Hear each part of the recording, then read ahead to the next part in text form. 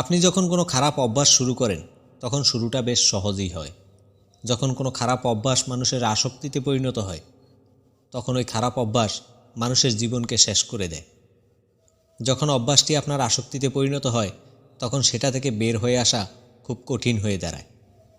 কোনো মানুষের জুয়া খেলার অভ্যাস, কোনো মানুষের ফেসবুক চালানোর, ফ্রি ফায়ার, পাবজি খেলার, আবার কারো খারাপ ভিডিও দেখার। এই অভ্যাসগুলো যখন আপনার আসক্তিতে পরিণত হতে থাকবে তখন থেকে আপনার জীবন ধ্বংস হতে থাকবে। অনেক মানুষের অভ্যাস থাকে কিছু সময় পরপর সিগারেট খাওয়ার, কারণে অকারণে ফেসবুক ইউটিউব খোলা, দেরি করে ঘুম থেকে ওঠা। কিছু মানুষ আছেন যারা প্রতিদিন মদ খান, নেশা করেন, আর তারা এতটাই আসক্ত হয়ে পড়েন যে নেশা করার জন্য চুরি পর্যন্ত করেন। নিজের মা বাবা বউ সন্তানদের সাথে খারাপ ব্যবহার করেন, ঝগড়া করে, এমনকি মারধরও করেন। এমন ব্যক্তি না পারবে নিজে খুশি হতে, না পারবে পরিবারকে খুশি করতে। তার জীবনটাই একটা নরকে পরিণত হবে। তাই সবসময় মনে রাখবেন, কোনো খারাপ অভ্যাস তৈরি করার আগে অনেক ভেবে দেখবেন বা বোঝার চেষ্টা করবেন অভ্যাসটি আপনার জীবনে কি কি প্রভাব ফেলতে পারে। চলুন একটা গল্পের মাধ্যমে আপনাদের বোঝানোর চেষ্টা করছি।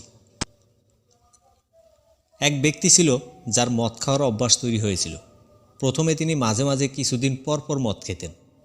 এরপর তিনি প্রতিদিন মদ খাওয়া শুরু করলেন। এরপর তার অভ্যাসটা এমন চরম পর্যায়ে গেল যে তিনি সকাল দুপুর সন্ধ্যা সবসময় মদ খেয়ে নেশার মধ্যে থাকতেন। ওই ব্যক্তির স্ত্রী তাকে অনেক বোঝাতেন, তুমি কেন মদ খাওয়া ছাড়ছো না? তোমার এই অভ্যাস তোমাকে শেষ করে দিচ্ছে, তোমার শরীর খারাপ করে দিচ্ছে, আমাদের সংসার নষ্ট হয়ে যাচ্ছে, এবার তুমি শুধরে যাও। তখন ওই ব্যক্তি বলতেন, আমি কি করব? আমি তো আর অভ্যাস ধরি নেই, অভ্যাসটা আমাকে ধরে রেখেছে। অবস্থা ভালো না দেখে তার স্ত্রী তাকে একজন ডাক্তারের কাছে নিয়ে গেল এবং সব খুলে বললেন। তারপর থেকে মাঝে মাঝে ডাক্তারের কাছে যেতেন আর সমস্যার কথা বলতেন। আমি ধরি নেই, অভ্যাস আমাকে ধরে রেখেছে। কিছুদিন পর ওই ব্যক্তি আবার ডাক্তারের কাছে গেলেন। গিয়ে দেখতে পেলেন ডাক্তার একটা গাছ জড়িয়ে ধরে দাঁড়িয়ে আছে। এটা দেখে ওই ব্যক্তি একটু অবাক হলেন এবং জানতে চাইলেন গাছ জড়িয়ে ধরে রাখার কারণ কি। উত্তরে ডাক্তার বলল, আমি জড়িয়ে ধরিনি, গাছ আমাকে ধরে রেখেছে। লোকটি কিছু না বলে সেখান থেকে চলে আসলেন। কয়েকদিন পর আবার ডাক্তারের কাছে গেলেন এবং ডাক্তারকে একই অবস্থায় দাঁড়িয়ে থাকতে দেখলেন। জানতে চাইলে ডাক্তার ওই একই কথা বললেন। এবার লোকটি রাগ ধরে রাখতে পারলেন না।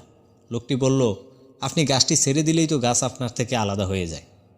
এবার ডাক্তার গাছটিকে ছেড়ে দিয়ে লোকটিকে বললেন, আমি তো এতদিন ধরে এটাই আপনাকে বোঝানোর চেষ্টা করছি, অভ্যাস আপনাকে ধরে নাই, আপনি অভ্যাসকে ধরে রেখেছেন। আপনি ইচ্ছা করেই ওই অভ্যাসকে ছাড়তে চান না, কারণ আপনি এখনও পর্যন্ত অভ্যাসটির মাধ্যমে মজা নিচ্ছেন। সেজন্য আপনি এখনও বলবেন, আমার দ্বারা হবে না। সত্যিটা হলো আপনি মন থেকে ওটা ছাড়ছেন না। তাই কোনো খারাপ অভ্যাস ছাড়ার জন্য 3টি ধাপ অনুসরণ করতে হবে আপনাকে। প্রথম ধাপ, আপনার যে খারাপ অভ্যাস আছে সেটা আপনার কতটা ক্ষতি করছে, কি কেড়ে নিচ্ছে, আপনার জীবনকে কতটুকু ধ্বংস করছে। এভাবে চলতে থাকলে আপনার শেষ পরিণতি কি হতে পারে তা ডায়েরিতে লিখুন। 2 নাম্বার ধাপ, যদি আপনি ওই অভ্যাসটা ত্যাগ করেন তাহলে ওই সময়টিতে আপনি অতিরিক্ত কি পজিটিভ কাজ করতে পারবেন, আর ওই পজিটিভ কাজের জন্য আপনার জীবনে অতিরিক্ত কি ভালো হতে পারে তার একটা তালিকা তৈরি করুন।